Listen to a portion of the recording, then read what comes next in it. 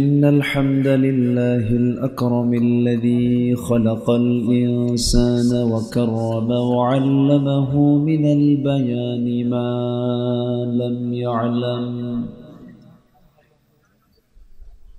فسبحان الذي لا يحصى امتنانه باللسان ولا بالقلم.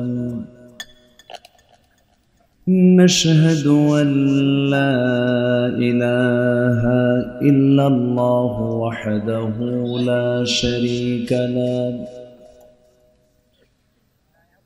ونشهد أن سيدنا وحبيبنا ومولانا محمدا عبده ورسوله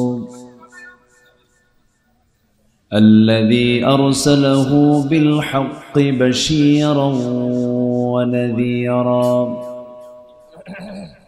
وداعيا إلى الله بإذنه وسراجا منيرا. فقد قال الله تعالى في كلامه المجيد وفرقانه الحميد: أعوذ بالله من الشيطان الرجيم. بسم الله الرحمن الرحيم.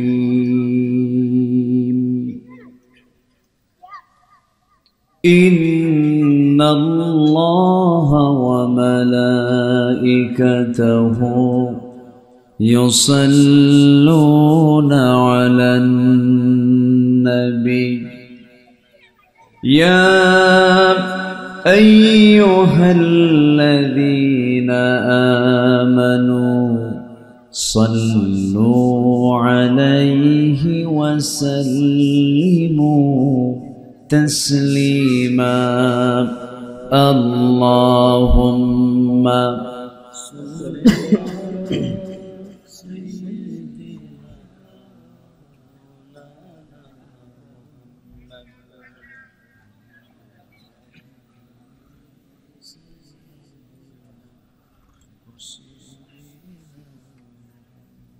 একটু মোহাব্বত দিয়ে নবীর প্রেমে মাতোয়ারা হয়ে জবান খুলে আওয়াজ দিয়ে সবাই বলুন আল্লাহুম্মা সাল্লি আলা সাইয়্যিদিনা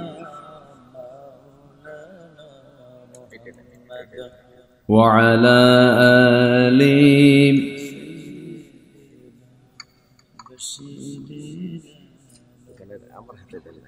হে রাসূল, তুমি যে আমার হৃদয় বাগের বুলবুল, তোমার প্রেমের নিগড় ছোঁয়ায় তাই তো হয়েছি ব্যাকুল। হৃদয় বাগে বুলবুল। আল্লাহুম্মা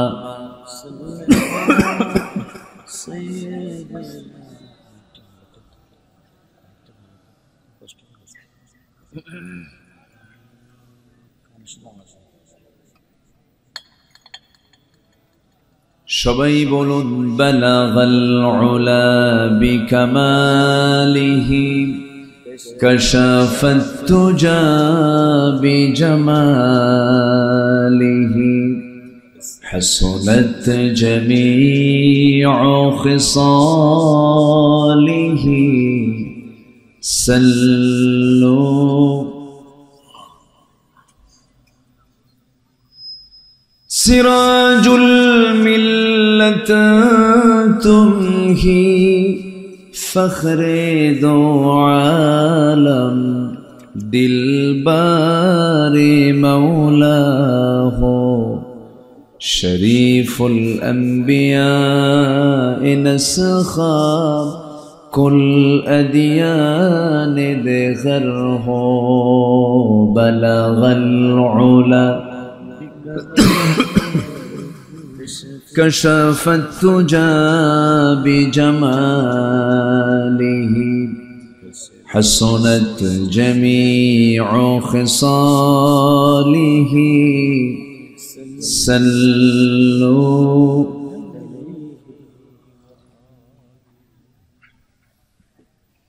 প্রাকৃতিক সৌন্দর্যের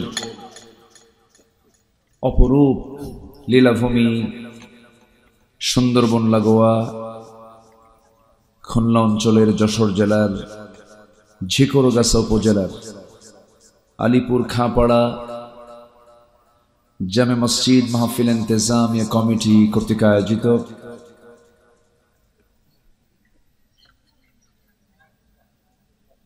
বার্ষিক তাফসীরুল কোরআন মাহফিল 2024 আজকের এই মহৎ আয়োজনের সম্মানিত সুযোগ্য সভাপতি শিক্ষাবিদ মাস্টার হেলাল উদ্দিন খান, আজকের মাহফিলের বরেণ্য অতিথি আমার অনুজ, আমার স্নেহধন্য নন্দিত আলেমে দ্বীন জনাব মাওলানা রবিউল ইসলাম খুলনা, সর্ববামে মঞ্চভূমিষ্ঠ এই ঝিকরগাছাবাসীর হৃদয়ের টুকরা ছিলেন। ঝিকরগাছা চৌগাছা নির্বাচন আসনের সাবেক সাংসদ মুহাদ্দিস আবু সাইদ সাহেবের সুযোগ্য সন্তান অ্যাডভোকেট হাবিব কায়সার ভাই, উপস্থিত হাজারাত উলামায়ে কেরাম, ফুদালা ইজাম, সুশীল সমাজ, জাতির শ্রেষ্ঠ সন্তান শিক্ষক মণ্ডলী, জাতির বিবেক সাংবাদিক বৃন্দ, সামনে উপস্থিত দূরে কাছের বিভিন্ন স্থান থেকে ছুটে আসা কালেমার ঝান্ডাবাহী, তাওহীদের পতাকাবাহী, দ্বীন ইসলামের নরসারদুল বীর মুজাহিদ, প্রাণ প্রিয় সম্মানিত দ্বীনি ভাইরা, আড়ালে বসে আছেন শ্রদ্ধেয়া সম্মানিতা মা বোনেরা। আলোচনার প্রথমেই আনুষ্ঠানিকতার মধ্য দিয়ে আমার পক্ষ থেকে আবারও দিল খোলা সালাম, আসসালামু আলাইকুম ওয়া রাহমাতুল্লাহি ওয়া বারাকাতুহু। সবাই কেমন আছেন? আমাকে উল্টা প্রশ্ন করে ফেলেছেন। আল্লাহ তাআলা আমাকে তো আপনার মতোই আপনার কাতারেই আপনার সাথেই রেখেছেন। সাথে যদি না থাকতাম হসপিটালে থাকা লাগতো। এসেছি সুস্থ অবস্থায়, বসতে পেরেছি, আল্লাহ পাকের এটা খাস মেহেরবানি। সম্মানিত হাজিরিন, মানসিকভাবে শারীরিকভাবে যতটুকু আছি, মানসিকভাবে পূর্বের সকল সময়ের চাইতে একটু বেশি ভালো আছে, বলি আলহামদুলিল্লাহ। মাহফিল কমিটি আর থানার কাছে বড় আসামি নেই।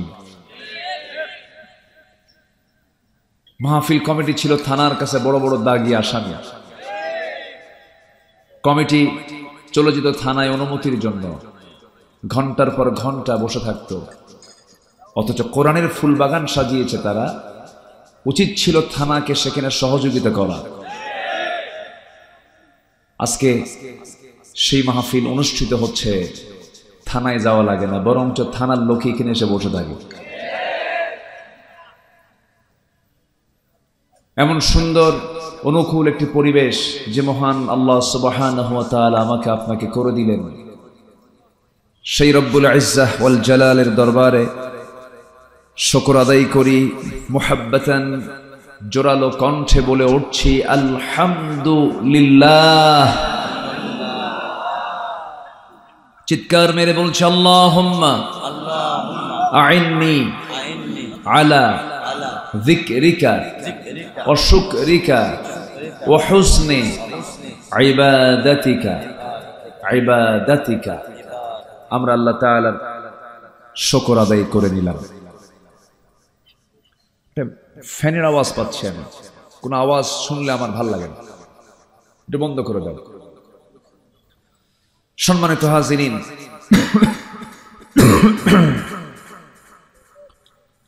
মহান রব্বুল আলামিনের অশেষ শকর যে আল্লাহ তাআলা আমাকে আপনাকে সৃষ্টির সেরা সুন্দর অবয়বে আল্লাহ তাআলা আমাকে আপনাকে মানুষ করে দুনিয়াতে পাঠিয়েছেন। বলি আলহামদুলিল্লাহ। এটা যে কত বড় মেহেরবানি। পৃথিবীর সকল মখলুক বান্দার খাদেম, বান্দার খেদমতের জন্য আল্লাহ তাআলা সকল মখলুক তিনি সৃষ্টি করেছেন। এটা ছোটখাটো কোনো কথা নয়। যত প্রাণী দেখা যায়, যত সৃষ্টি দেখা যায়, সব মানুষের খাদেম। সুবহানাল্লাহ, বিশাল ব্যাপার। আর মানুষকে আল্লাহ তাআলা বানিয়েছেন মহান রবের দাসত্বকে মেনে নেবার জন্য, তার হুকুমকে মেনে নেবার জন্য। কেমন করে মানব চলব তার একটা নীতিমালা আল্লাহ তাআলা পৃথিবীর প্রথম মানুষের মধ্য দিয়ে আল্লাহ শুরু করেছেন। পৃথিবীর প্রথম মানুষ তিনি ছিলেন প্রথম একজন বিজ্ঞানী। পৃথিবীর প্রথম মানুষ ছিলেন অনেক জান্নেওয়ালা মানুষ। ওয়াল্লামা আদমাল আসমাআ কুল্লাহা। আল্লাহ তাআলা আদম আলাইহিস সালাতু ওয়াস সালামকে পৃথিবীর সকল কিছুর নামের সাথে পরিচয় করে দিয়েছেন। এরকম মানুষ পৃথিবীতে আর দ্বিতীয়টা পাওয়া যাবে? এত বড় জ্ঞানী তিনি ছিলেন। তাহলে আমাদের পিতা শুধু জ্ঞানী না মহাজ্ঞানী? সেই মহাজ্ঞানী পিতার সন্তান হলাম আমরা। আমরা সেই মানুষ যারা জান্নাত থেকে খাবার খেয়ে এসেছি দুনিয়াতে, আবার জান্নাতে গিয়ে ফিরে আবার জান্নাতের খাবার খাওয়া শুরু করব। কেউ তো ইনশাআল্লাহ বললেন না, চিন্তায় পড়ে গেছেন। জোরে বলি ইনশাআল্লাহ। জি, এই পাশের কিছু ভাইয়ের ক্যামেরার জন্য দেখতে একটু অসুবিধা হচ্ছে। অসুবিধা হচ্ছে, কষ্ট হয়, একটু কষ্ট হয়। কি করবেন এখন? আপনি শুনছেন হাজার হাজার মানুষ, কিন্তু এই ক্যামেরাগুলো আগামীকালকের মধ্যে শোনায় দেবে কোটি মানুষের চোখের সামনে। এই রেকর্ডগুলো তারা পৌঁছায় দেবে। তো সবই তো ঠিক, কিন্তু এরপর ধমকান। ধমকান কেন? ওরা কষ্ট করে আসে, রেকর্ড করে, ধমক দিলে তোরা মরে যাবে। দু একজনের একটু কষ্ট হচ্ছে, হোক না। প্রযুক্তিকে মোকাবেলা করার জন্য সুস্থ প্রযুক্তি দিয়ে, সুস্থ বিনোদন দিয়ে অসুস্থ বিনোদনগুলোকে প্রতিহত করতে হবে। এটার বিকল্প নেই। মানুষ গান শুনবেই, সিনেমা দেখবেই, নাটক দেখবেই। এটাকে বন্ধ করতে হলে সুস্থ কিছু দিয়ে ওগুলোকে বন্ধ করতে হবে। সম্মানিত ভাইয়েরা, আসুন আমরা ধীরে ধীরে মূল আলোচনার দিকে চলে যাচ্ছি। অনেক রাত হয়েছে, একটু উঠতে দেরি হয়ে গেছে আমার। আমি যতক্ষণ আলোচনা করব আমাকে সময় দেবেন তো নাকি? সবাই সময় দিতে রাজি আছি? জোরে বলি ইনশাআল্লাহ। আর আমার স্নেহধন্য রবিউল ইসলামের পরে আলোচনা করা কিন্তু সহজ না। খুব ভালো কথা বলে, খুব সুন্দর ভালো আলোচনা রাখেন এবং তেজোদ্দীপ্ত, কোনো থামাথামি নাই, বিরামহীন, চরম গরম বক্তৃতা। খুব ভালো, দরকার আছে।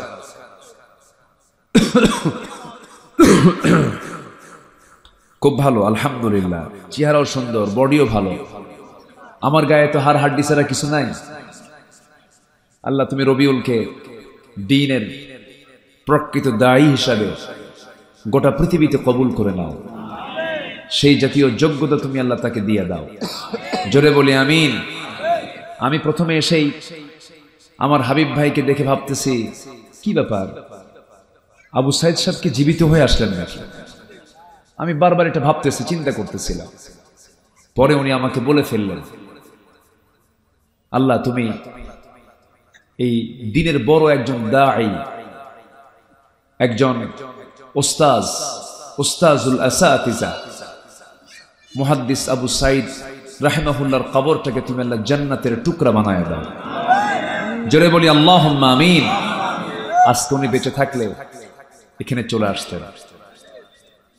আমি দেখেছি তাকে, খুব পরিশ্রমী মানুষ ছিলেন, জনদরদী মানুষ ছিলেন, এত ছুটতেন, এত দৌড়াতেন।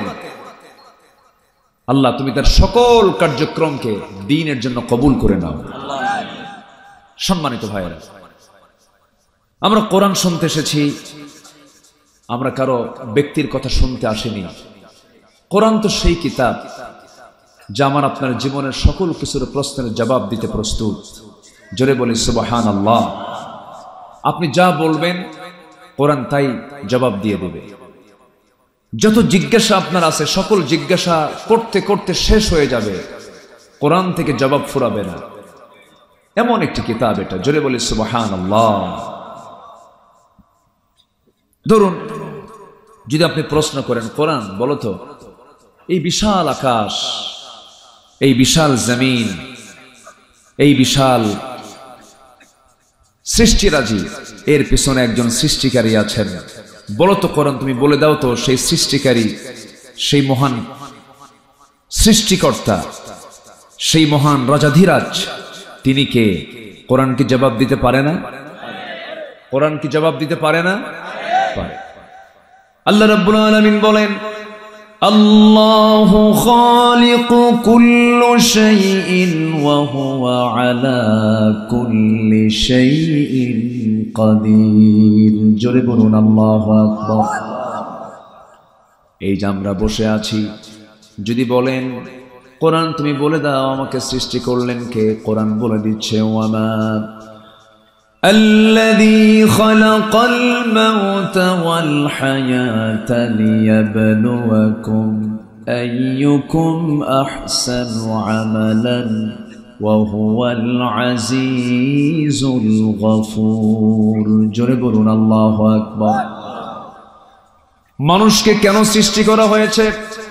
কোরআন জবাব দিচ্ছে, ওয়ামা খালাকাতুল জিন্না ওয়াল ইনসা ইল্লা লিয়াবুদুন। জোরে বলুন আল্লাহু আকবার।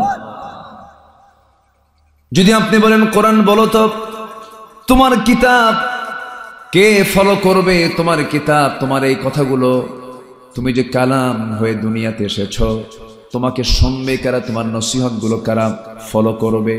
কোরআন সুন্দর করে বলছে, সায়াযাক্কারু মান ইয়াখশা ওয়া ইয়াতাজান্নাবুহাল আশকাল্লাযী ইয়াসলান নারাল কুবরা সুম্মা লা ইয়ামুতু ফিহা ওয়া লা ইয়াহইয়া قد أفلح من تزكى। জোরে বলুন আল্লাহু আকবার। কোরআন তো তারাই ফলো করবে যারা আল্লাহর জিকির করে, আল্লাহকে যারা স্মরণ করে। আবার যদি বলা হয় তোমাকে ভয় করে চললে কি প্রতিদান পাওয়া যাবে? কোরআন জবাব দিচ্ছে, লাকিনিল্লাযীনা ইত্তাকাউ রাব্বাহুম লাহুম জান্নাতু তাজরি মিন তাহতিহাল আনহারু খালিদিনা ফিহা নুজুলাম মিন ইনদিল্লাহ ওয়া মা ইনদাল্লাহি খায়রুল লিল আবরার। জোরে বলুন আল্লাহু আকবার। আল্লাহকে ভয় করে চললে পরে তার জন্য পার্মানেন্ট এন্ট্রিস, তার জন্য স্থায়ী একটা ঠিকানা হয়ে যাবে, সেটা হলো জান্নাত। জান্নাত সে পেয়ে যাবে। আল্লাহর ভয়ের ফলাফল হলো বান্দার জন্য জান্নাত। তবে হ্যাঁ, এই দুনিয়াতে চলতে গেলে আপনি কোরআনকে যদি বলুন, কোরআন বলো তো এই দুনিয়াতে ঈমান নিয়ে চলতে গেলে কি কি বিপদ আসতে পারে, কোরআন সে জবাব মনে হয় দেয় নাই। আসতে বলেন, জবাব দিয়েছে কিনা বলেন? জবাব দিয়েছে। 5টা বিপদ আসবে। কয়টা বিপদ বলেন? 5টা।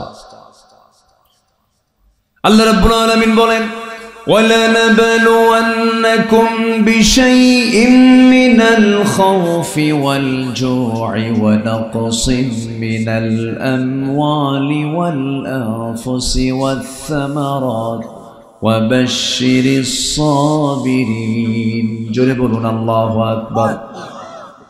তোমাদেরকে পরীক্ষা করা হবে।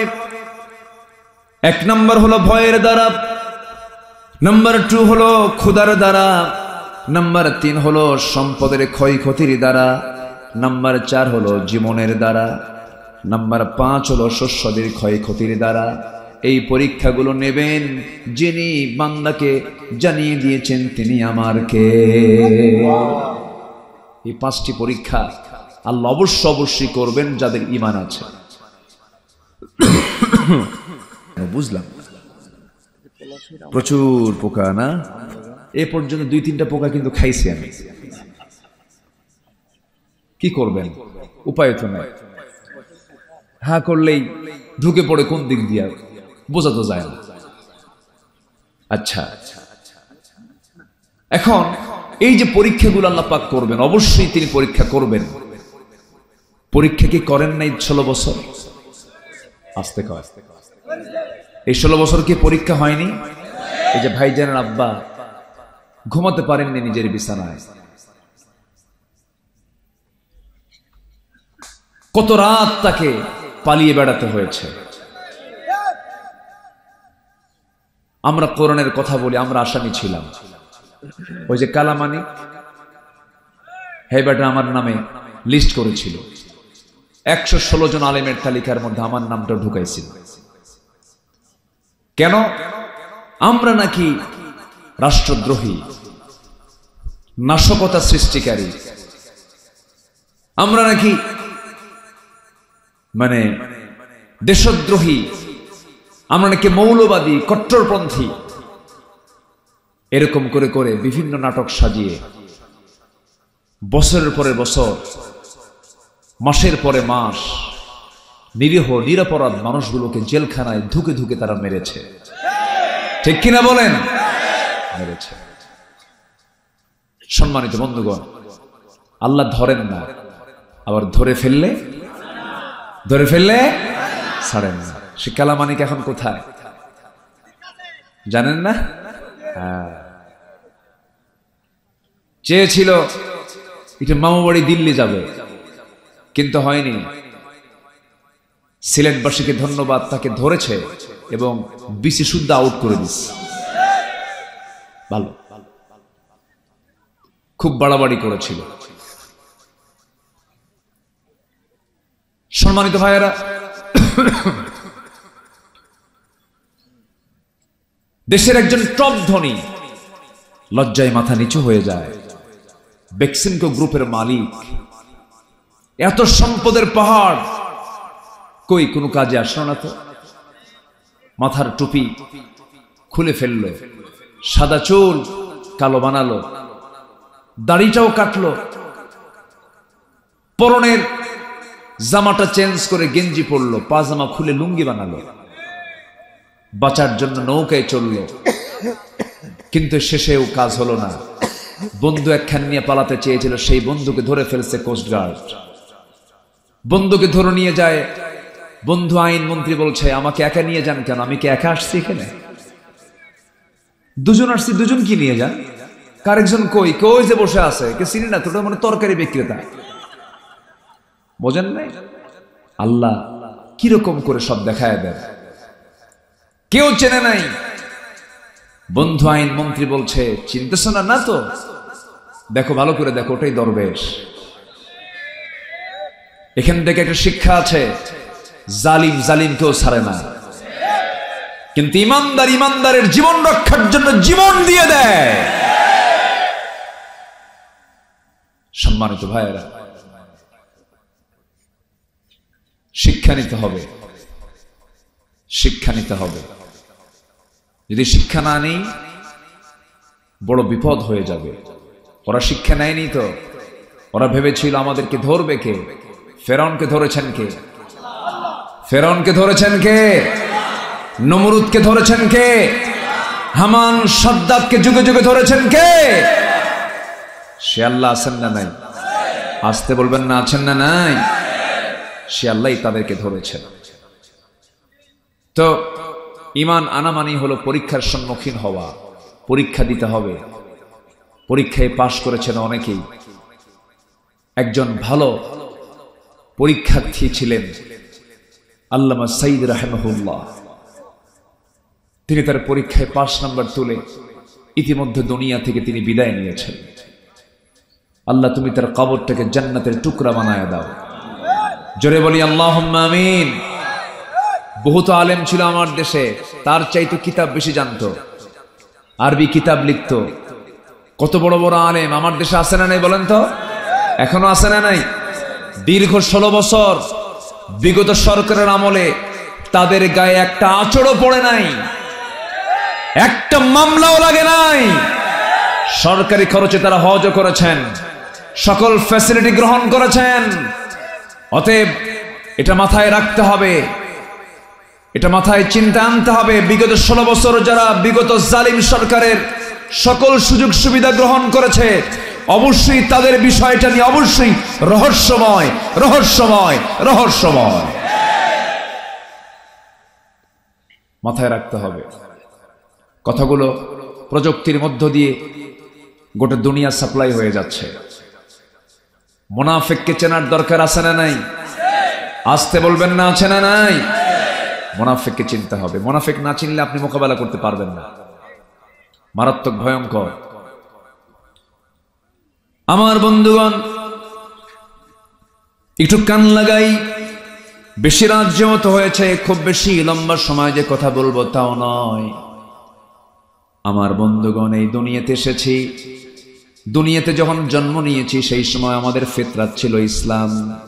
প্রত্যেক শিশু ইসলামের উপরই, দ্বীনের উপরে সে জন্ম নিয়ে থাকে। সেই ইসলাম আমরা পেয়েছি। মুসলিম পরিবারের জন্ম নেওয়ার বদৌলতে আমরা মোটামুটি আল্লাহকে চিনতে পেরেছি, রাসূলকে চিনতে পেরেছি, মোটামুটি একটা ধারণা চলে আসছে। একটা কথা বলবো ভাই রে, সবার কাছে করজোরে মিনতি জানাই, সব বিক্রি করা যাবে কিন্তু ঈমান কিন্তু বিক্রি করা যাবে না। ঈমান বেচে দেওয়া যাবে না। ঈমানকে ধরে রাখতে হবে, ঈমানকে পাহারা দিতে হবে। ঈমানের জন্য, ঈমানকে ধ্বংস করার জন্য নানামুখী ষড়যন্ত্র শয়তান করতে থাকবে।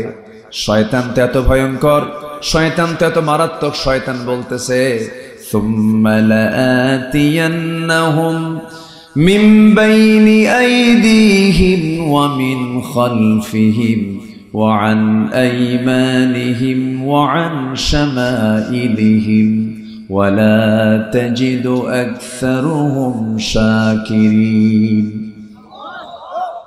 তোমার বান্দাদেরকে শয়তান কয়, আল্লাহকে বলছে তোমার বান্দাদেরকে আমি ডান থেকে বাম থেকে সামনে থেকে পিছন থেকে পাকড়াও করে ফেলবো, পথভ্রষ্ট করে ফেলবো। আল্লাহ বলছেন পারবি না রে শয়তান। আমার বান্দাগুলো আমার কাছে আশ্রয় নিয়ে বলবে আউযু বিল্লাহি মিনাশ শাইতানির রাজিম। আশ্রয় চাই কার কাছে? আশ্রয় চাই কার কাছে? আল্লাহর কাছে। আমার বন্ধুগণ, আমার তো মূলত বন্ধু বলতে কেউ নাই। আমরা দুনিয়ার জিন্দেগিতে যাকে দেখি বন্ধু, যাকে দেখি বাবা, যাকে দেখি মা, যাকে দেখি ভাই, যাকে দেখি বোন, যাকে দেখি প্রতিবেশী, যাকে দেখি সন্তান সন্ততি, স্ত্রী, পরিবার, পরিজন, যা কিছু দেখতেছি, মূলত আমার কেউ আপন নয়। আমার আপন যদি তালাশ করতে হয়, একমাত্র আপন আমার তিনি কে? আসতে বলবেন না, তিনি কে? আল্লাহ তাআলা। বন্ধু আমার কেউ না। এই জন্য সবার আগে আমার সে আসল বন্ধু কি খুঁজে বের করতে হবে, তার সন্তুষ্ট হাসিলের জন্য চেষ্টা করতে হবে। এটা আমাদের ফার্স্ট টার্গেট হওয়া উচিত। কিন্তু আল্লাহ তাআলা যদি কোনো বান্দার প্রতি লানত দিয়ে দেন, কোনো বান্দার প্রতি যদি অভিসম্পদ দিয়ে দেন, তার জন্য বিপদ না নিরাপদ? নিরাপদ না বিপদ? বিপদ। আল্লাহ মোটামুটি 10 শ্রেণীর উপরে তার লানত বর্ষণ করেছেন, তার অভিসম্পদ বর্ষণ করেছেন। আমরা যদি অভিসম্পদ বর্ষণ থেকে বাঁচতে পারি, রহমত পেয়ে যাব। আর রহমত যদি পেয়ে যাই, জান্নাত পেয়ে যাব। তাহলে আসুন আমরা 10টা শ্রেণী যাদেরকে আল্লাহ লানত দিয়েছেন তারা কারা কারা, ওদের মধ্যে আমরা পড়লে পরে আমরা একটা তওবা করে ফিরায় নেব। জোরে বলি ইনশাআল্লাহ। আর জোরে বলি ইনশাআল্লাহ। আল্লাহর লানত প্রাপ্ত বান্দা কত শ্রেণী বলেন? কত শ্রেণী? 10 শ্রেণী। হঠাৎ করে এই সিজনাল মানে এই কি বলে আবহাওয়াগত কারণে হঠাৎ করে ঠান্ডা গরম, আশ্বিন কার্তিক অগ্রহায়ণ, ঠান্ডা গরম, আপ ডাউন, আবহাওয়া আগের চাইতে একটু ভিন্নতা এসেছে। তো এই জন্য হঠাৎ করে বুকে একটু কফ জমছে, কষ্ট পাচ্ছি। আবার না আসলো বিপদ, আবার হুজুরদের যে অসুখ হয় জনগণ বিশ্বাসই করে, হুজুরদের পর অসুখ হয় এটা মনে করে। তো যাই হোক, আমি খুবই খুশি এই মাহফিলটার দাওয়াত নিয়েছে আজ থেকে আরো 2-3 বছর আগে, আসতে পারি নাই, মাহফিল বন্ধ করে দেওয়া হয়েছিল, অনুমতি দেয় নাই, কত ঝামেলা করেছে। সম্মানিত ভাইয়েরা, আজকে তারা কোথায় খুঁজে পাওয়া যাচ্ছে না। পোস্টারে তাদের একটা নেতার নাম না থাকলে পোস্টারকে চেঞ্জ করাতো ওরা। দলীয় গ্রুপিং এর প্রভাব পড়তো মাহফিল, তাফসীর মাহফিলগুলোতে। সম্মানিত ভাইয়েরা, কত যে জুলুম করেছে, কত যে অত্যাচার করেছে আমাদের উপরে। মঞ্চ উঠবো তার আগ দিয়ে এক ওয়াজ শোনায়, বলে হুজুর মাহফিল আসছেন, শুনছে আপনি নাকি কোন দল করেন, এটাকে বলতো। বলে হুজুর আপনি ওয়াজ করবেন আজকে আকাশের আর কবরের, দুনিয়াটা আমরা দেখে নেব, দুনিয়া দেখবে ওরা। আমাদের ডিপার্টমেন্ট হলো কবরস্থান আর হলো চতুর্থ আসমান, মাঝখানে ওরা। এত বড় নাটক তারা করেছে দীর্ঘ 16 বছর। সম্মানিত ভাইয়েরা, সম্মানিত বন্ধুগণ, জেগে ওঠার সময় হয়েছে এখন। প্রত্যেকটা গ্রামে গ্রামে তালাশ করতে হবে কারা বেনামাজি। প্রত্যেকটা গ্রামে গ্রামের মসজিদগুলোতে কমিটির মধ্যে খুঁজে বের করতে হবে কারা বেনামাজি, লম্পট চরিত্রহীন, গার ধাক্কা দিয়ে কমিটি থেকে বের করে দিতে হবে। 64,000 গ্রামকে আমরা নতুন করে সাজাবো। জোরে বলি ইনশাআল্লাহ, জোরে বলি ইনশাআল্লাহ। ওরা যা করেছিল, সম্মানিত বন্ধুগণ, বাঁচার জন্য কত ভয়ঙ্কর সিদ্ধান্ত তারা নিয়েছিল। এই দেশের সেনা কর্মকর্তার ইতিহাসে সবচেয়ে বেশি নম্বর পাওয়া একজন সেনা কর্মকর্তা, যিনি বর্তমান সেনাবাহিনী প্রধানেরও তিনি শিক্ষক, ব্রিগেডিয়ার জেনারেল আব্দুল্লাহিল আমান আজমি। আমি নিজে তার সঙ্গে দেখা করেছি, উনি আয়না ঘরে ছিলেন। ওনাকে বললাম, ভাইজান একটু আপনার স্টেটমেন্ট আমি একটু শুনতে চাই, জানতে চাই। শুধু বললেন, আমাকে পানি পান করতে দেয়নি, আমি ড্রেনের পানি পান করেছি। আমাকে খেতে দেয়নি, আমি 3-4 দিনের পচা খাবার তৃপ্তি ভরে খেয়েছি। আমাকে হাঁটতে দেয়নি, আমার কোমরকে তারা অকেজো করে দিয়েছে। আমাকে ঘুমোতে দেয়নি, ঠান্ডার মধ্যে কাতরাচ্ছিলাম। দীর্ঘ 8টা বছর আল্লাহর দেওয়া নিয়ামত সূর্যের চেহারা আমাকে দেখতে দেয়নি।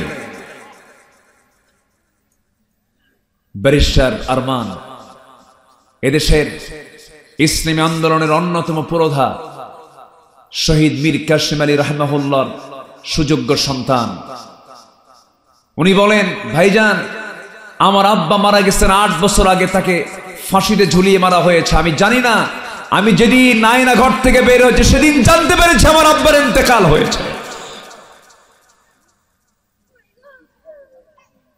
এ তো জানা কথা, অজানায় কত পরিবারের সদস্যবৃন্দ গুম হয়েছে, টুকরো টুকরো করা হয়েছে।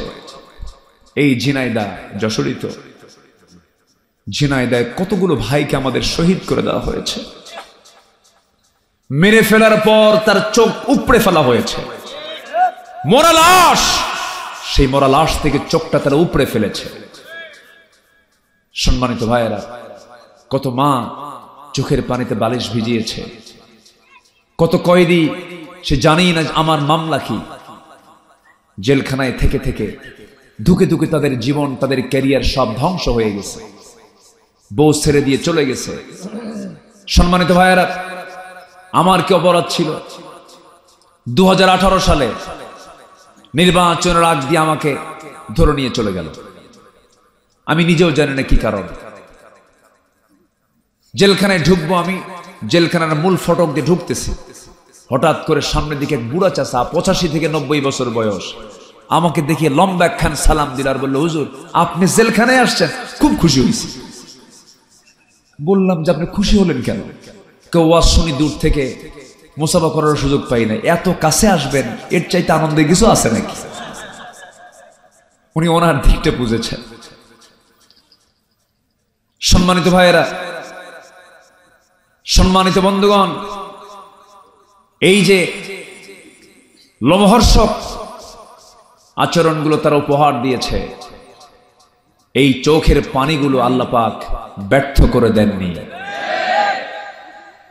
সবাই দেখেছেন প্রযুক্তির কল্যাণে 2023 সালের 14 আগস্ট, 13 আগস্ট বিকালবেলা এদেশের ইতিহাসের কিংবদন্তি, দ্বীনের দায়ী, সফল সংস্কারক আল্লামা শহীদ দেলোয়ার হোসেন সাঈদী কারাগার থেকে তাকে বের করে এনে পরিকল্পিতভাবে যখন হসপিটালে ঢোকানো হচ্ছিল, সেই সময় তিনি ফুট চেয়ারে বসে একটা জাতির উদ্দেশ্যে মুস্কি হাসি দিয়েছিলেন। সেই মুস্কি হাসির ফলাফল হলো 5 আগস্টের পরবর্তী বিজয়। সম্মানিত ভাইয়েরা, সম্মানিত বন্ধুগণ, তবে আসল বিজয় এখনো হয়নি। আসল বিজয় হবে কোরআন যদি আমরা জায়গা মতো পৌঁছায় দিতে পারি। কোরআন কি জায়গা মতো গেছে এখনো? কোরআন আছে শুধু হাফেজের মাথায়, মসজিদের বারান্দায়, নামাজে আছে। কোরআনটা আজকে হাফেজের মাথায় আছে, নামাজের তেলাওয়াতে আছে, হাফেজের তেলাওয়াতে আছে। কিন্তু নামাজকে শুধু, কোরআন শুধু নামাজের মধ্যে থাকলে চলবে না, শুধু কাগজের পাতায় থাকলে চলবে না। সমাজের পাতায় পাতায়, প্রশাসনে, প্রত্যেকটি জায়গায় কোরআন দিয়ে সমাজ চলুক। সবাইকে চান না আপনারা? কারা কারা চান? দুহাত উঁচু করে দেখেন মুসলমান।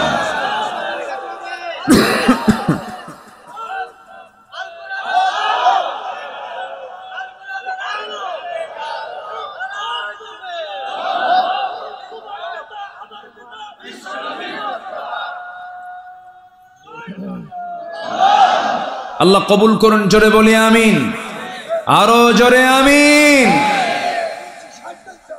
আর আর আমাদেরকে বলবে না মৌলবাদী, কেউ নাই বলা, আর বলবে না রাজাকার, কারণ রাজাকার শব্দ এখন ব্র্যান্ড হয়ে গিয়েছে, ঠিক কি না? ওরা রাজাকার বলে গালি দিত। যারা বলেছিল আমাদেরকে পাকিস্তানের রাজাকার, আমরা কেউ পাকিস্তান যায়নি, ভারতীয় রাজাকাররা সব ভারতে গিয়ে বসে আছে। কষ্ট পাচ্ছেন নাকি? কষ্ট পেলেও কিচ্ছু করার নাই। আলেমরা নাকি পালায়? কোথায় আলেমরা পালালো? একটা আলেম পালায় নাই আমার দেশে, কেউ পালায়নি। আপনি কি দল করলেন? আপনার থুইয়া আপনার নেতা চলে গেছে। হ্যাঁ,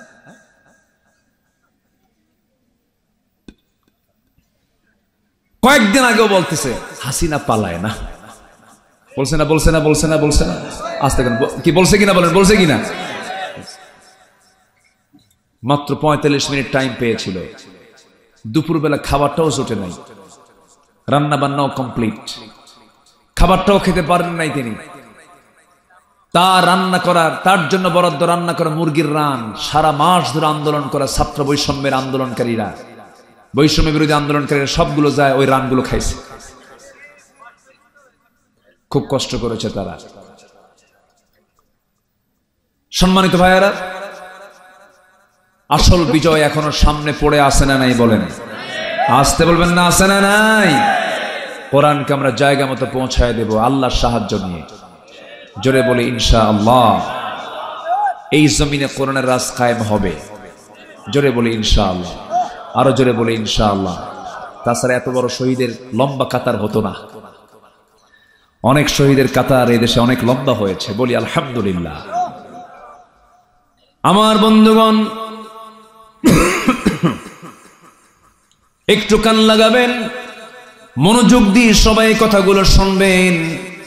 আল্লাহ রাব্বুল আলামিন 10 শ্রেণীর উপরে লানত বর্ষণ করেন। এর মধ্যে 1 নাম্বার হলো যারা জমিনে বিপর্যয় সৃষ্টি করে, জমিনে যারা ফিতনা সৃষ্টি করে। জমিনে ফিতনা সৃষ্টি করা, বিপর্যয় সৃষ্টি করার মতো লোক আমার দেশে এখনো আছে না নাই? আসতে বলবেন না, আছে না নাই? আছে।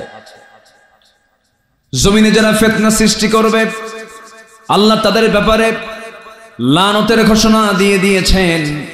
আমার বন্ধুগণ, আল্লাহ রাব্বুল আলামিন সুন্দর করে বলছেন, ফাহাল আসাইতুম ইন তাওয়াল্লাইতুম আন তুফসিদু ফিল আরদি ওয়া তুকাত্তিউ আরহামাকুম উলাইকাল্লাযীনা লা'আনাহুমুল্লাহ فأصمهم وأعمى أبصارهم جربون الله أكبر سورة محمد آيات نمبر 22-23 আল্লাহ রাব্বুল আলামিন বলেন, এই জমিনে যারা বিপর্যয় সৃষ্টি করবে তাদের প্রতি আমার লানত। এবং সাথে আরেকটা অপরাধ আল্লাহ পাক যোগ করেছেন, যারা আত্মীয়তার সম্পর্ক যারা নষ্ট করবে, আত্মীয়তার সম্পর্ক নষ্ট করে ধর্মের বোন বানায়, ধর্মের ভাই বানায়, ধর্মের মা বানায়, বাপ বানায়। এগুলো আছে কিনা এলাকায় জানি না, কথা বলবো, কোনো সমস্যা নাই তো? জোরে বলি ইনশাআল্লাহ।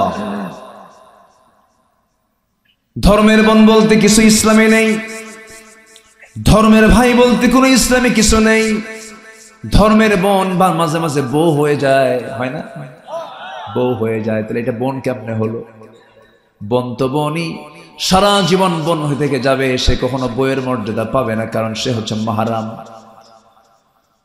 নিজের বোনের কোনো খবর নাই, নিজের ভাইয়ের কোনো খবর নাই, দূর সম্পর্কের কেউ না তাকে ধর্মের ভাই বানায় তাকে কাছে টানতেছে, না না, সে আপনার মুসলিম দিনই ভাই হবে, কোনো সমস্যা নাই। কিন্তু রক্তের বন্ধন যারা ছিন্ন করবে, লা ইয়াদখুলুল জান্নাতা কাতিউ রাহিম, আত্মীয়তার সম্পর্ক ছিন্নকারী কখনো জান্নাতে ঢুকতে পারবে না। জোরে বলি নাউযুবিল্লাহ। এই ব্যাধি কি সমাজে আছে? আছে না? তাহলে কি না বলাই ভালো নাকি? বলার দরকার আছে না? আছে। আমার বন্ধুগণ, বোনের সাথে ইচ্ছা করে সম্পর্ক নষ্ট করে ফেলে ভাই। এই জন্য নষ্ট করে, কারণ বোন যদি সম্পত্তি নিয়ে চলে যায় তাহলে আমার আবাদ কমে যাবে। বোনের সঙ্গে ইচ্ছা করে সম্পর্ক রাখে না, রূঢ় আচরণ করে। বাপ মরে গেছে এক যুগ, বোনের জায়গার উপরে ধান লাগায়, সেই ধান আবাদ করে খায়, ওই টাকা দিয়ে হজে যায়। এমন ভাই বুঝি যশোর জেলায় নাই? আপনি কেন তা করবেন? এটা সূরা নিসা পড়বেন, সূরা নিসার 6 থেকে 12 নম্বর আয়াত পর্যন্ত আল্লাহ রাব্বুল আলামিন মিরাসের উপরে বিস্তারিত কথা বলে দিয়েছেন। যেদিন বাপ মারা যাবে সেই দিন মেয়ে যেমন সম্পদের মালিক হবে, ছেলেও তেমন সম্পদের মালিক হবে। ছেলে পাবে 2 বিঘা, মেয়ে পাবে 1 বিঘা। এটা নির্দিষ্ট করে দিয়েছেন তিনি আমার কে? লিযযাকারি মিসলু হাযযিল উনসাইন, লিযযাকারি মিসলু হাযযিল উনসাইন। ছেলে যা পাবে মেয়ে তার অর্ধেক পাবে। কিন্তু তা না দিয়া ভাই করে কি মাঝে মাঝে কৌশল করে বোনকে মাঝে মাঝে দাওয়াত দিয়ে নিয়ে চলে আসে, দাওয়াত দিয়ে নিয়ে চলে এসে জামতলার মিষ্টি খাওয়ায়। আছে না জামতলার দিকে আশেপাশে? আশেপাশে তো থাকার কথা, আপনারা না খাওয়ালেও খবর তো আছে আমার কাছে। আচ্ছা খাওয়ালে, আচ্ছা এমনি মজা করলাম। বোনকে নিয়ে আসার আগেই সাদেক আলীর জামতলার মিষ্টি, এরপরে নাটোরের কাঁচাগোল্লা, বগুড়ার দই, এরপরে টাঙ্গাইলের চমচম, কুমিল্লার রসমালাই, যশোরের খই, সবগুলো এক জায়গায় কইরা বোনকে জন্মের মতো খাওয়া দিয়া, পাম্পট্টি দিয়া, বাম পাশে বোনকে বসায় দিয়া কানে কানে বোনকে ডাক দে, বলে বোন আমার একটা কথা বলি, কি অংশ নিলে কিন্তু ধ্বংস হয়। দেখছেন কি ওয়াজটা দিল? বদমাইশ ভাই, এরকম আছে না নাই? আচ্ছা, অংশ নেওয়া যাবে না, ধ্বংস হয়ে যাবে। কি মারাত্মক ভুয়া কথা বলে ফেললো! না না, এমনটা করা যাবে না। আল্লাহ তাআলা এই হুকুমগুলো বলে আয়াতের শেষে বলেছেন, তিলকা হুদুদুল্লাহ, এগুলো হলো আমি আল্লাহ আমার সীমানা। অংশ বন্টনে কম বেশি করবা, জাহান্নাম তোমার ঠিকানা হয়ে যাবে। আমার মায়েরা খুব খুশি, হুজুর ভালো করে কর। মায়েরা তো খুশি হওয়ার কথা, আশেপাশে মারা আসছে নাকি মাহফিলে? ও, মেয়েদের সংখ্যা বেশি, বলি আলহামদুলিল্লাহ। না, মেয়েরা মাহফিলও বেশি, মার্কেটও বেশি। তো তারা মার্কেটও খুব বেশি, মাশাআল্লাহ, খুব বরকত।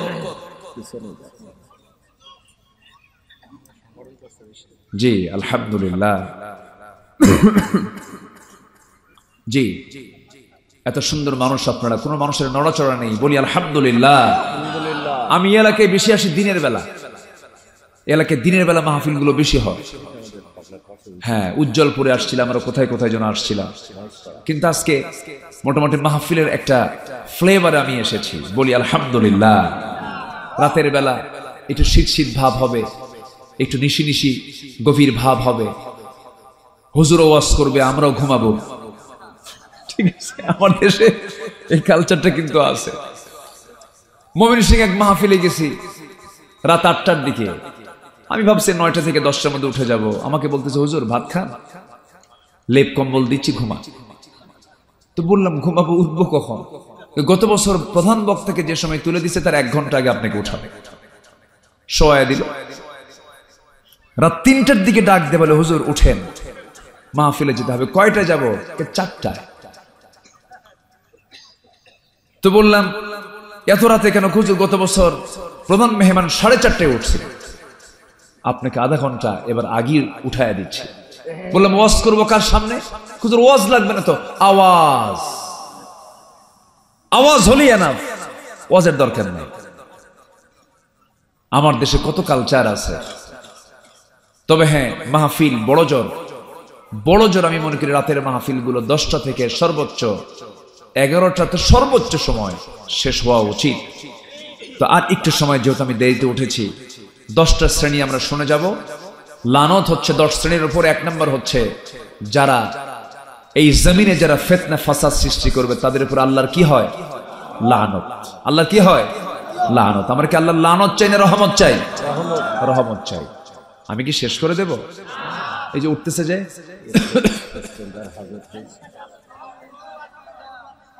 হ্যাঁ, ও চাপচুপ, জি বুঝতে পারছি। আচ্ছা, একটু বসেন, একটু বসেন, আর একটু সময় আমি চেয়ে নিচ্ছি, একটু বসেন। তাহলে আমরা আল্লাহর লানতের আওতাভুক্ত কারা? 1 নম্বর জানতে পারলাম, যারা আল্লাহর জমিনে যারা ফিতনা সৃষ্টি করবে, বিপর্যয় সৃষ্টি করবে। নাম্বার 2 হলো, যে সমস্ত বান্দাগুলো সীমা লঙ্ঘন করবে। কি লঙ্ঘন করবে? সীমা লঙ্ঘন করেছিল বনি ইসরাইলরা। আল্লাহ রাব্বুল আলামিন তাদেরকে কত প্রকার গজব দিয়ে শেষ করেছেন, তাদেরকে বিকৃত বানর করে শেষ করে দিয়েছেন। বিভিন্ন আযাব গজব দিয়ে তাদেরকে দুনিয়া থেকে বিতাড়িত করেছেন, দুনিয়া থেকে বিদায় করে দিয়েছেন। কিয়ামত পর্যন্ত ইহুদির বাচ্চারা কোথাও তারা আরামে থাকতে পারবে না। কিয়ামত পর্যন্ত ইহুদিদের জন্য একটা বৈধ বসতি তারা স্থাপন করতে পারবে না। এটা একটা লানত। এটা কি বলেন? লানত। আমার বন্ধুগণ, আল্লাহ রাব্বুল আলামিন বলেন, লুইনাল্লাযীনা কাফারু মিন বানি ইসরাঈল আলা লিসানি দাউদ ওয়া ঈসা ইবনে মারইয়াম যালিকা বিমা আসাউ ওয়া কানু ইয়াতাদুন। জোরে বলুন আল্লাহু আকবার। বনি ইসরাঈলরা কখনো আল্লাহর রহমতে ধন্য হয় নাই, কারণ আল্লাহ তাআলা তাদেরকে এত বরকত, এত রহমত দিয়েছেন, এরপরেও তারা সীমা লঙ্ঘন করেছে। অনেক নবীকে তারা দুনিয়া থেকে বিদায় পর্যন্ত করে দিয়েছে। জাকারিয়া আলাইহিস সালাতু ওয়াস সালামকে করাত দিয়ে চিরে 2 টুকরা করে শহীদ করে দিয়েছে।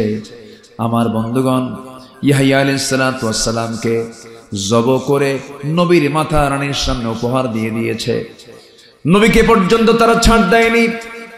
আজকেও যদি গোটা পৃথিবীর দিকে আপনি তাকান, গোটা পৃথিবীর মানবতা ধ্বংসের জন্য এক নাম্বার শয়তান হচ্ছে ইহুদির বাচ্চারা। গোটা দুনিয়া এদের উপর আল্লাহর রহমত না লানত? রহমত না লানত? সম্পদ আছে কিন্তু বাড়ি নাই, সম্পদ আছে কি নাই? বাড়ি নাই, ঘর নাই। কুত্তার বাচ্চা একসাথে 8-10টা হয়, কিন্তু হাটে ঘাটে গরু ছাগল বেশি দেখা যায়, এগুলো বাচ্চা হয় কুকুরের, শুকুরের। অথচ হাটে ঘাটে যাবেন, কত গরু, কত বাছুর, কত ষাঁড় আমরা দেখতে পাই, ওটার সংখ্যায় বেশি। 4000 বছর আগে ইহুদিদের জনসংখ্যা ছিল হলো 40 লক্ষ। কত? মুসা আলাইহিস সালামের সময় 40 লাখ ইহুদি ছিল সেই সময়। আজকে তাদের সংখ্যা কত হওয়ার কথা? সেই সংখ্যা আজকে কোটিও হয় নাই, 1 কোটিও হয় না। মানে কুত্তার বাচ্চা হয় মেলাগুলো, কিন্তু বেঁচে থাকে না। যেরকম হয় সেরকমই মরে। হ্যাঁ, এই তো সুন্দর জবাব দিয়েছে। দ্বিতীয় বিশ্বযুদ্ধে এডলফ হিটলার, সেকেন্ড ওয়ার্ল্ড ওয়ারে এডলফ হিটলার সে নিজে একা গ্যাস চেম্বারে তুলে এট এ টাইম একদিনে 60 লাখ ইহুদিকে তুলে মারছে, একদিনে মারছে। কেন জানেন? এডলফ হিটলার যদিও সে খ্রিস্টান, কিন্তু সে ইহুদি বিদ্বেষী ছিল। কারণ ইহুদিরা হলো চরম বেঈমান, এরা মানে চরম বড় মুনাফিক। এরা এদের মুখে যা মুখে বলবে ওরা কাজে তা করবে না। এই চরিত্র হচ্ছে ইহুদিদের চরিত্র। এদের উপর আল্লাহর রহমত না লানত? রহমত না লানত? তাদের চরিত্র কি আমাদের গ্রহণ করা যাবে? তাদের চরিত্র কি আমাদের গ্রহণ করা যাবে? যাবে না। আমার বন্ধুগণ, 2টা বললাম। নাম্বার 3 হলো ওই সমস্ত বান্দার উপর আল্লাহর লানত যারা আল্লাহর আয়াতকে যারা গোপন করে, আল্লাহর কালামকে যারা গোপন করে আড়াল করে। আল্লাহ রাব্বুল আলামিন সুন্দর করে বলছেন, ইন্নাল্লাযীনা ইয়াকতুমুনা মা আনজালনা মিনাল বায়িনাতি ওয়াল হুদা মিন বা'দি মা বায়্যানাহু লিন-নাসি ফিল কিতাব উলাইকা ইয়ালআনুহুমুল্লাহ ওয়া ইয়ালআনুহুমুল লাঈনুন। জোরে বলুন আল্লাহু আকবার।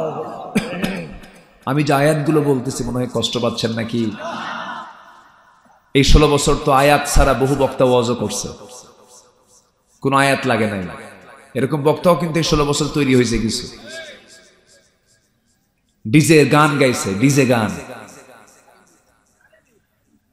ভারত কি বলে, নারায়ণগঞ্জের শামীম ওসমান যদি কোন আলোচকের যদি ভক্ত হয়, তাহলে ওই আলোচক কেমন হতে পারে বুঝতেছেন তো? নারায়ণগঞ্জের শামীম ওসমান এসে বলতেছে, হুজুর আমি আপনার জিকিরের খুব ভক্ত, ওয়াজেন না। আপনি যখন জিকির করেন তখন আমি হেরে যাই, আমি নাচতে থাকি, আমি অস্থির হয়ে যাই। তো আপনি আমার নারায়ণগঞ্জে এসেছেন, আমি আপনাকে সাধুবাদ জানাচ্ছি, আপনাকে ওয়েলকাম জানাচ্ছি। আপনি সুন্দর করে জিকির করা এখন শুরু করবেন, ওই জিকিরের তালে তালে আমি নাচিতে নাচিতে আমার বাড়িতে পর্যন্ত চলিয়ে যাই। কি কথা কি বুঝতেছেন? এই বদমাইশগুলো বড় বড় আলেমদের বিরুদ্ধে কথা বলেছে। আল্লামা সৈয়দ কামালউদ্দিন জাফরির মতো একজন বর্ষিয়ান বিশ্বনন্দিত আলেমে দ্বীনকে নিয়ে বাজে কথা বলেছে এই বেয়াদব। এদের ব্যাপারে সজাগ থাকতে হবে, শ্রোতাকে সতর্ক থাকতে হবে। যখন আলোচনা শুনতে আসবেন, আলোচক তার আলোচনার মধ্যে কয়টা আয়াত কয় আর কয়টা হাদিস কয় একটু গুনবেন একটা একটা করে। যে আজকে তাফসীর শুনতে গেলাম, কিন্তু তাফসীরের জন্য যে আয়াত দরকার সে আয়াত কয়টা বলেছে। আপনি সচেতন হলে বক্তাও সচেতন হয়ে যাবে, ঠিক কিনা বলেন? আয়াত থাকতে হবে। আল্লাহ তাআলা বলছেন, যারা আমার আয়াতকে যারা গোপন করবে আমি আল্লাহ তার উপরে লানত নাজিল করব। জোরে বলেন নাউযুবিল্লাহ। আয়াত গোপনকারী আছে না নাই? হক কথা কয় না, এরকম আছে না নাই বলেন তো? খালি তেল মারে, খালি তেল মারে। তেল মারা কিছু লোক আছে না নাই? আচ্ছা, হক কথা বলতে হবে, হক পথে চলতে হবে। নাম্বার 4 হলো বিনা কারণে যদি কোনো মুমিনদেরকে কেউ হত্যা করে, আল্লাহ রাব্বুল আলামিন বলছেন ওয়া মাইয়াকতুল মুমিনান মুতাআম্মিদান ফাজাযাউহু জাহান্নাম খালিদান ফিহা ওয়া গাদিবাল্লাহু আলাইহি ওয়া লা'নাহু ওয়া আ'আদ্দা লাহু আযাবান আযীমা। জোরে বলুন আল্লাহু আকবার। যদি কোনো বান্দা কোন ইমানদারকে ইচ্ছাকৃতভাবে হত্যা করে ফেলে, তার ঠিকানা হয়ে যাবে জাহান্নাম। শুধু জাহান্নাম হবে না, আল্লাহর রাগ তার উপরে বর্ষিত হয়ে যাবে এবং আল্লাহর লানত তার উপরে বর্ষিত হয়ে যাবে এবং তার জন্য বরাদ্দ হয়ে যাবে সীমাহীন আযাবের ব্যবস্থা। জোরে কোন নাউযুবিল্লাহ। এই 16 বছর কি একটা দুইটা হত্যা হয়েছে? একটা দুইটা হত্যা হয়েছে না। আল্লামা সাইদিকে 13 অগাস্টে কাশিমপুর জেলখানা থেকে ধরে জোর করে একটা সুস্থ মানুষ বলা হলো আপনাকে হসপিটাল নিতে হবে। কেন? আপনি অসুস্থ। তা আমি অসুস্থ আমি তো নিজেই জানি না। কি কথা কি বুঝতেছেন? আমি যে অসুস্থ আপনাকে বললো কে? কেনা উপর থেকে নির্দেশ এসে যে আপনি অসুস্থ, আপনাকে চিকিৎসা সেবা দিতে হবে। আমি তো নিজেই জানি না আমি অসুস্থ। কাশিমপুর কারাগার থেকে তাকে শাহবাগে নিয়ে যাওয়া হলো। মাসুদ ভাই এবং শামীম ভাই, তারা দুজন সন্তান স্টিল সেই সময় তারা ঢাকাতে ছিলেন। ওনাকে শাহবাগে নিয়ে যাওয়ার পর থেকে নিয়ে টোটাল টাইমটা তারা ভিক্ষুকের মতো দরজা ঘুরেছেন আর বলেছেন আমার আব্বার সঙ্গে সাক্ষাতের সুযোগ দেওয়া হোক। সাক্ষাৎ করতে দেওয়া হয়নি। মেডিকেল টিম গঠন করে পরিকল্পিতভাবে সাজানো নাটক তৈরি করে পয়জনিং করে বিষ প্রয়োগ করে তাকে হত্যা করা হয়েছে। আমরা তাফসীর মাহফিলের এই প্ল্যাটফর্ম থেকে জানান দিতে চাই, এই বিশ্বের এই কিংবদন্তিকে পরিকল্পিতভাবে যারা হত্যার নাটক করেছে, ওই মেডিকেল টিম সহ টোটাল টিমকে অবিলম্বে গ্রেফতার করে চূড়ান্তমূলক শাস্তি নিশ্চিত করা হোক। রাজি আছেন কারা কারা? হাত উঁচু করে দেখা।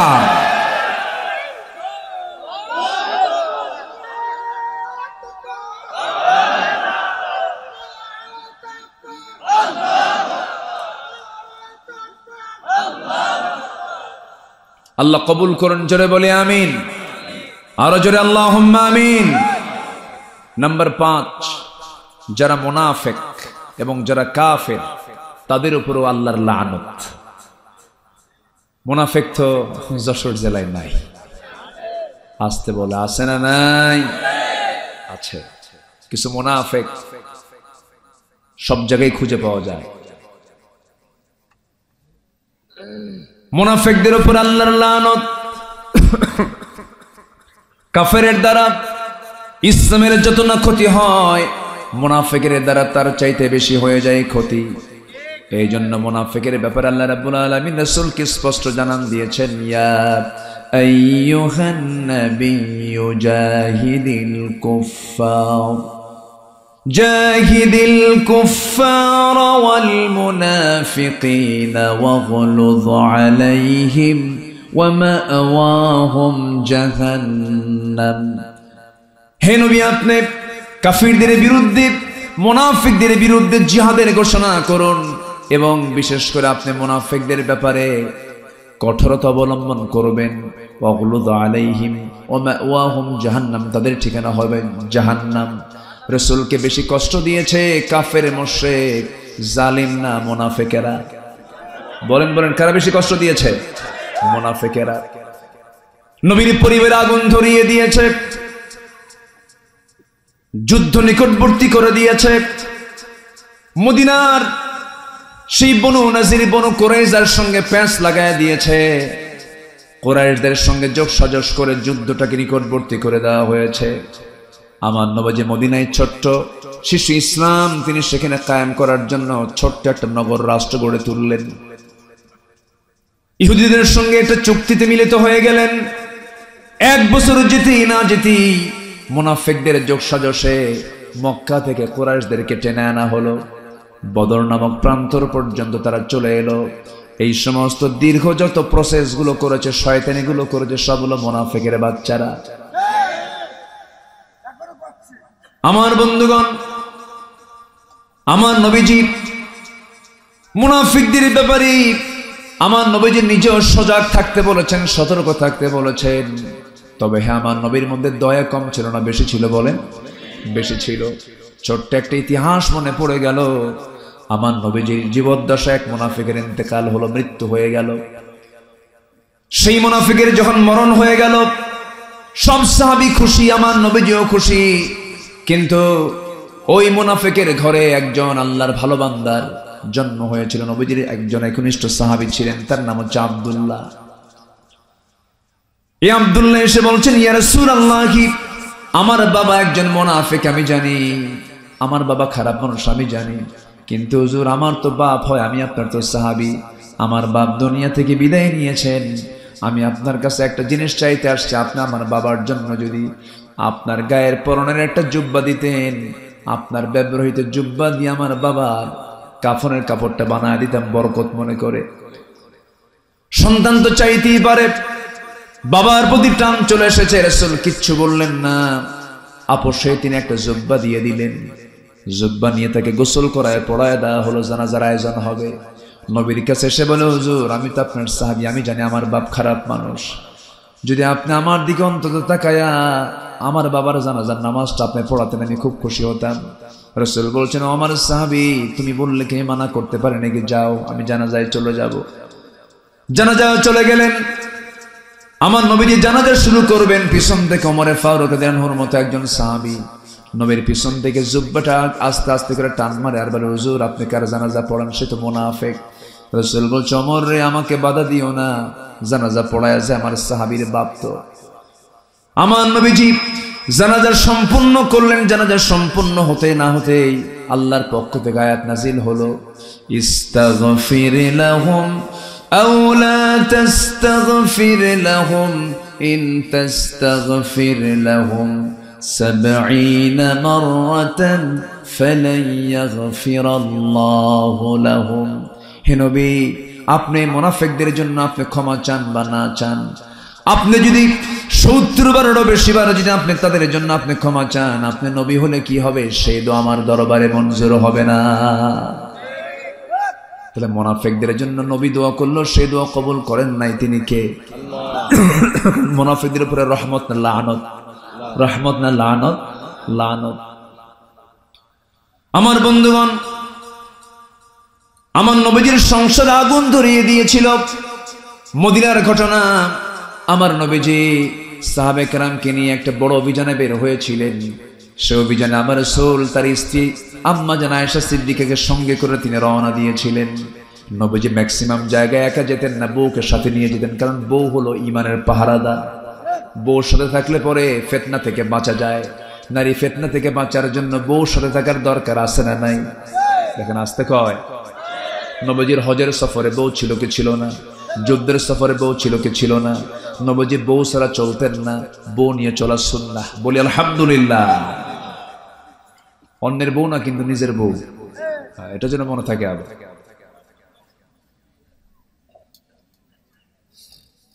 আপনি আপনার বউকে নিয়ে আপনি রাস্তায় চলতেছেন, হঠাৎ করে যদি আপনার সামনে কোনো পরনারী পড়ে যায় আর বউ উপস্থিত থাকাকালীন যদি আপনি অন্যের স্ত্রীর দিকে, যদি অন্য কোনো নারীর দিকে যদি আপনি 29 সেকেন্ড চায় থাকেন, আর এই দৃশ্য যদি আপনার স্ত্রীর চোখে ধরা পড়ে, একবার যদি ধরা পড়ে যে আপনি চেয়েছিলেন, নেক নজরে, কিচ্ছু কবে না, বাইরে কিছু কবে না, শুধু বাড়ির মধ্যে ঢুকবেন, ঢুকে শুধু ডাক দিবেন, সুইটি, থৌ তোমার সুইটি। কি ঠিক কি না? এই জন্য বউ পাশে থাকলে বিপদ না নিরাপদ? দেখেন, অনেকে বিপদ কইছে। কি বউ পাশে থাকলে সব সময়ের জন্য নিরাপদ না বিপদ? নিরাপদ। ইমানটা সেফ থাকবে, ফাসুর ফুসুর করতে পারবেন না, এদিক সেদিক তাকাতে পারবেন না।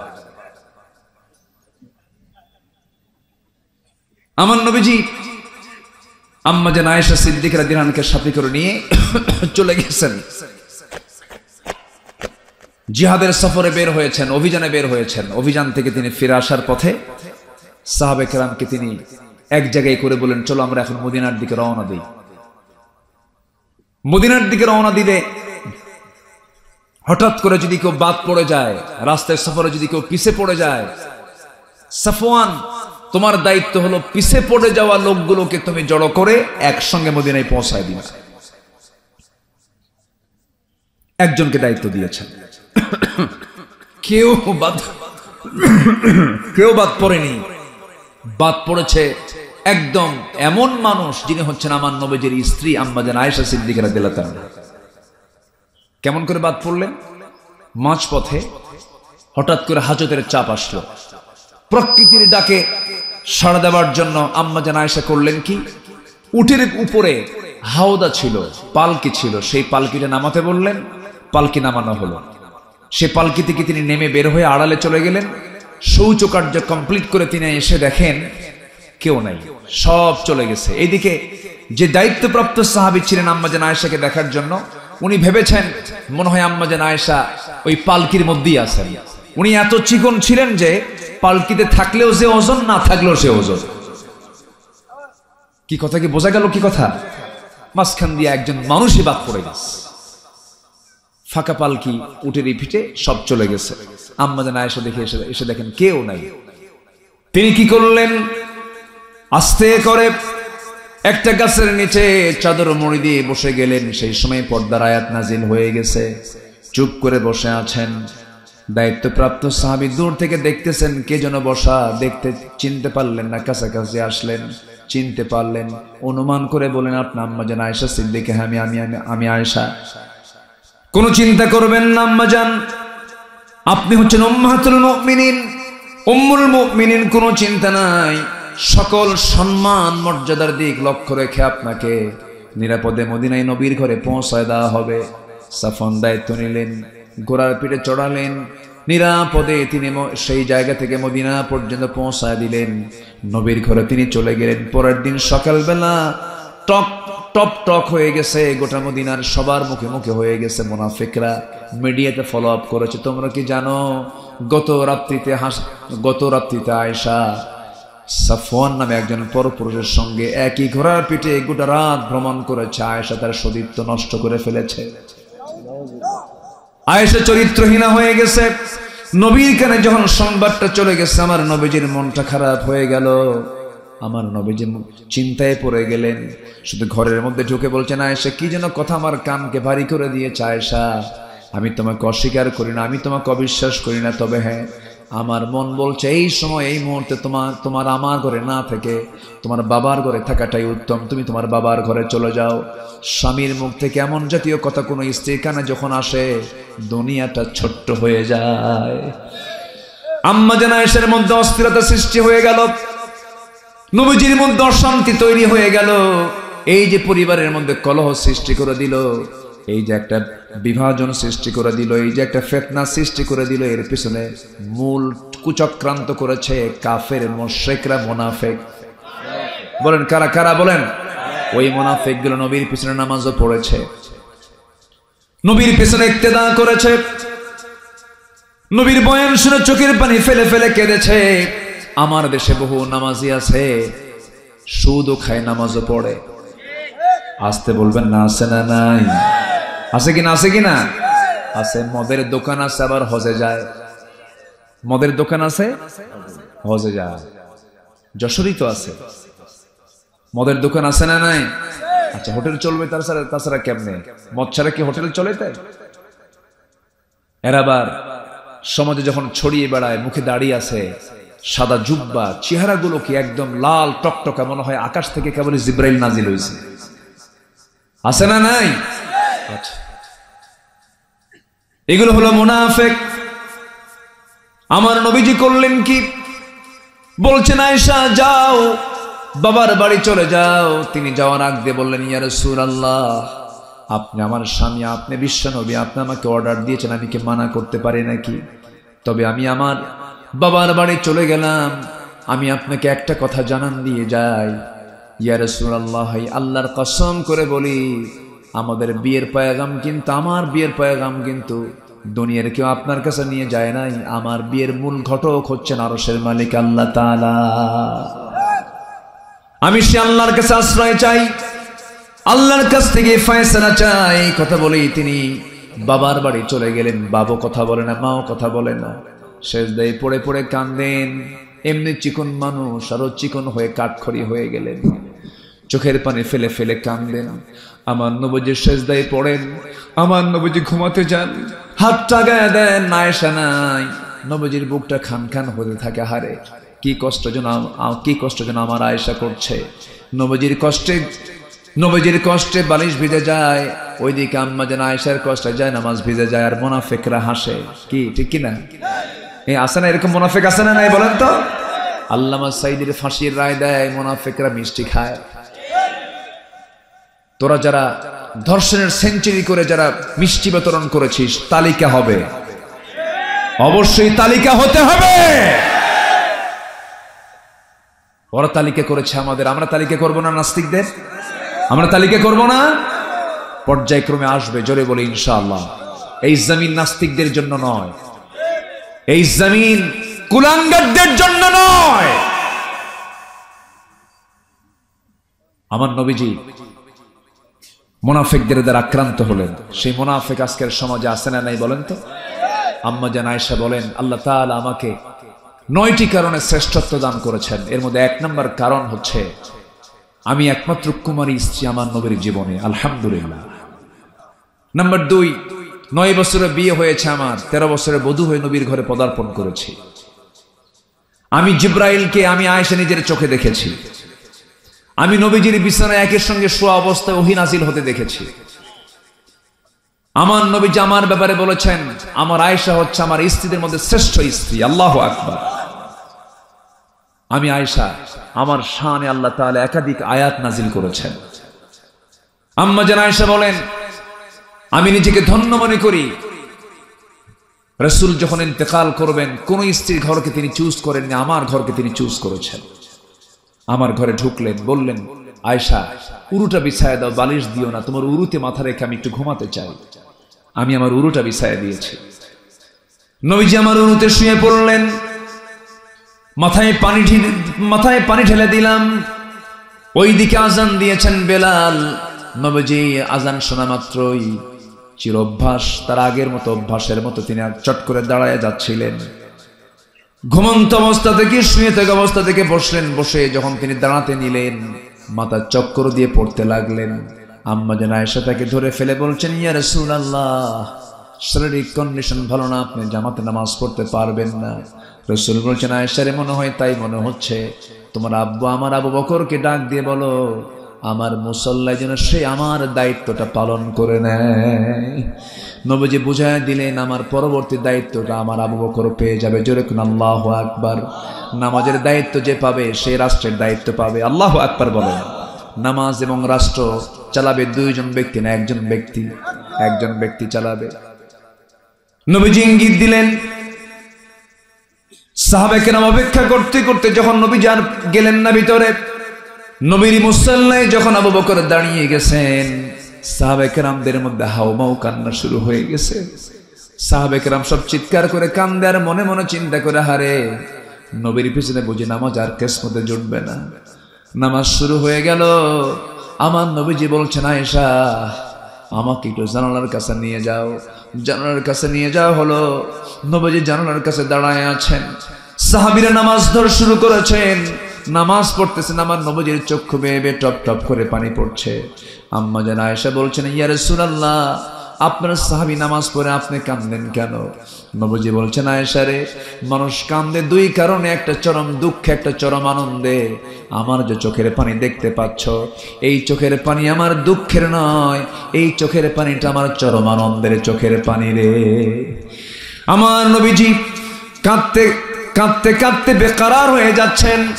এরপরে বলছেন, আয়েশা তুমি কি জানো, এই যে জামাতে নামাজ আদায় করতেছে আমার সাহাবীরা, এই নামাজ আজকে রাষ্ট্রীয় পর্যায়ে কায়েম হয়ে গেছে।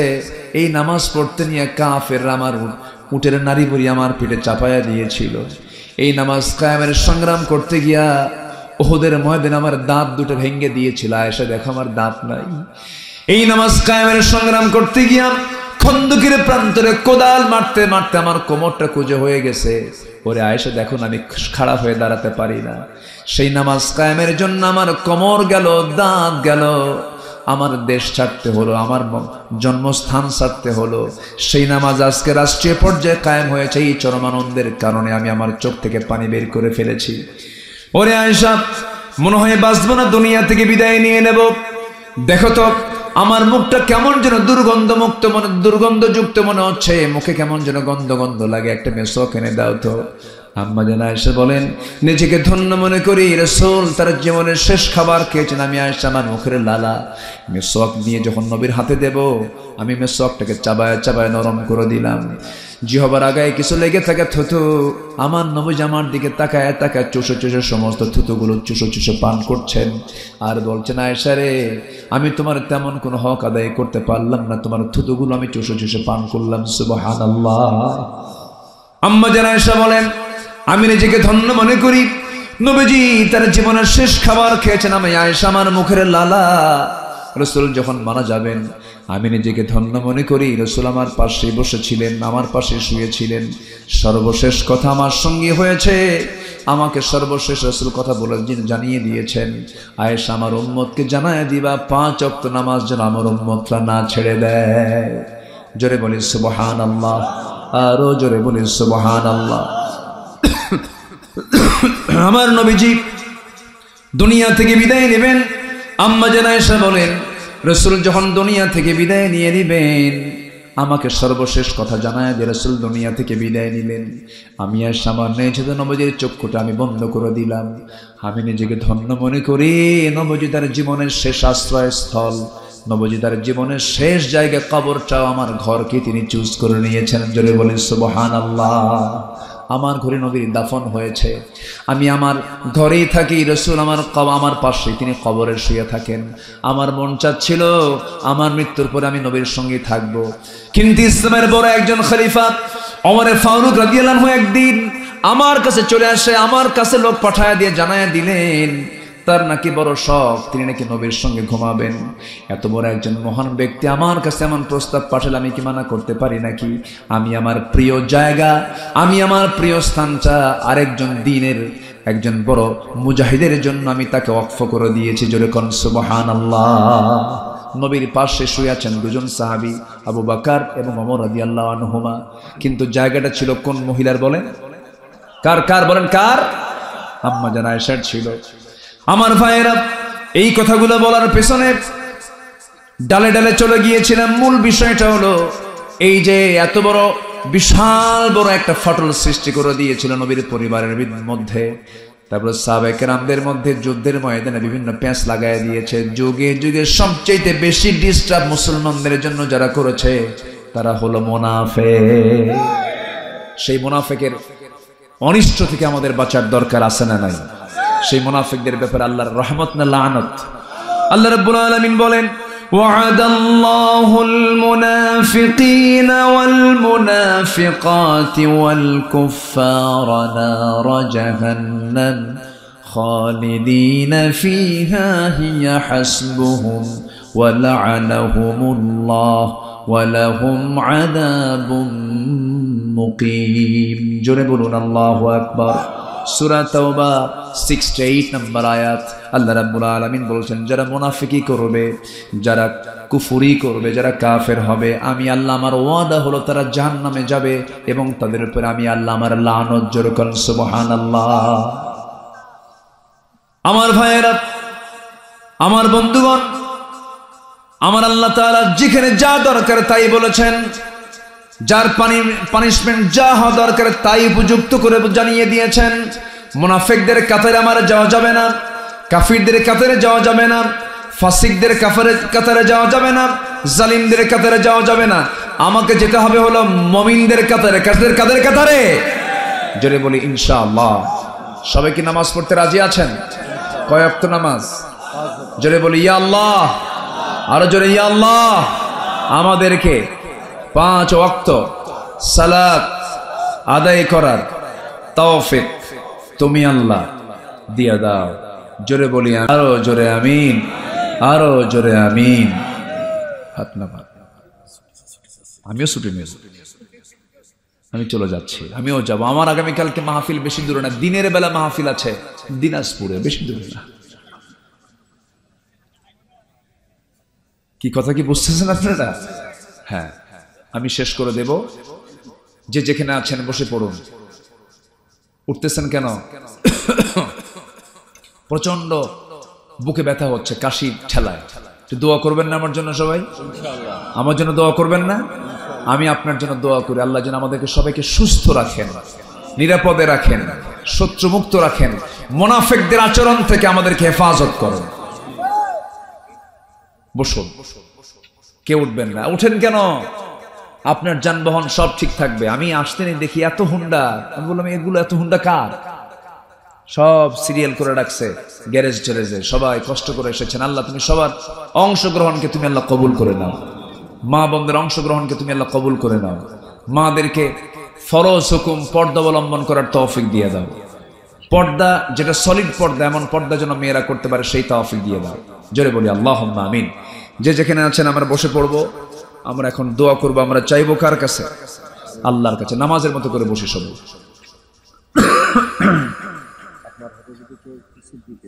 ও আচ্ছা, জি। মাহফিলে অনেকে অনেক প্রকার দান করেছেন। যদি কেউ এই পড়ন্ত সময়ে শেষ টাইমে যদি কেউ দিতে চান, বরকত মনে করে নিয়ত করে যদি কেউ দিতে চান, দিতে পারবেন। আল্লাহ তুমি সবাইকে দিল থেকে দেওয়ার তৌফিক দিয়ে দাও। জোরে বলি আল্লাহুম্মা আমিন। ব্যাগ কি গিয়েছিল ভিতরে? ব্যাগ পাঠাইছিলেন, আচ্ছা। আর না পাঠাই আবার বিরক্ত হবেন কিনা জানি না। জি জি, সবাই বসেন, আমরা দোয়ার প্রস্তুতি নিয়ে নেব ইনশাআল্লাহ। জি আলহামদুলিল্লাহ। শেষবারের মতো কিছু ব্যাগ দিয়ে দেন না, অনেকে নতুন করে এসেছেন, যদি কেউ দিতে চান দিতে পারবেন। জিকির করেন সুবহানাল্লাহ, আলহামদুলিল্লাহ। রাসেল খান এবং সেলিম খান 5-5 করে 10,000 টাকা দিয়েছেন, আল্লাহ কবুল করুন। জোরে বলি আমিন। সবাই বসে পড়ি, জিকির করেন সুবহানাল্লাহ, আলহামদুলিল্লাহ, লা ইলাহা ইল্লাল্লাহ, লা ইলাহা সুবহানাল্লাহ, ওয়ালহামদুলিল্লাহ, লা ইলাহা। রুস্তম আলী ডাক্তার তিনি দিয়েছেন 10,000 টাকা। জোরে বলি মারহাবা। আল্লাহ কবুল করুন, নেক নিয়ত মঞ্জুর করে আব্বা আম্মাকে মাফ করো। জোরে বলি আমিন। যে যেখানে আছে আমরা দোয়া করি। একটা লোক তো ওঠেন নাই, দোয়ার তো দরকার। একটু বসেন, আমরা দোয়াটা করে যাই, দেখেন না কি হবে। যা চলে জি, আমরা আল্লাহর কাছে যাই। অনেক রাতও হয়েছে, অনেক রাত হয়েছে, আমরা আল্লাহর কাছে চাবো। আল্লাহুম্মা আমিন। রব্বানা যালামনা أنفسنا وإن لم تغفر لنا وترحمنا لنكونن من الخاسرين। গভীর রাত, নিঝুম রাত, জীবন রাত্রিতে হাজারো মুসলমান নরনারী নিয়ে তোমার কালামের 2-3 আয়াতকে সামনে রেখে তোমার লানত প্রাপ্ত বান্দা কারা অর্ধেক পর্যন্ত বলেছি। যতটুকু আলোচনা হলো শেষান্তে তোমার শহীদ দরবারে কাঙ্গাল ভিখারির মতো 2 হাত পেতেছি। আল্লাহ গুনার দিকে নজর দিও না, বান্দা মনে করে তামাম জিন্দেগির গুনাহগুলোকে মাফ করে দাও।